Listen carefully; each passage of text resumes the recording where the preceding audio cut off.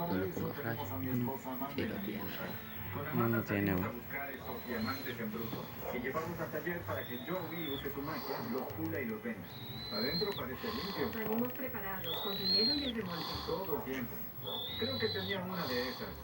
Ahora le echamos el ojo a una auténtica Chevy 62. ¿Cuánto le ofrecerás?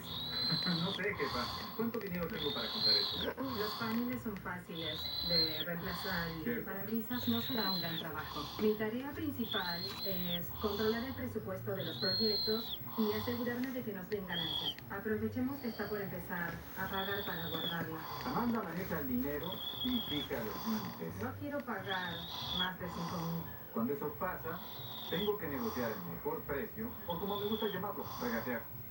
Entonces negociamos. ¿Qué tal unos 4.000 en efectivo? Pensaba en un poco más. ¿Qué te parece unos 5.200? Tendrás gastos de almacenamiento. Te estoy ayudando a que no los tengas. Pues ofréceme algo mejor. 4.500.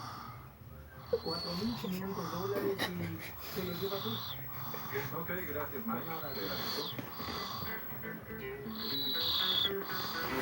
Más para allá. Eso es bien. ¿Cómo saldré de acá? Tendrás que Sí, claro. Mira, le tiró el carro. Sí, Bob. Chad. ¿Cómo describo a Chad?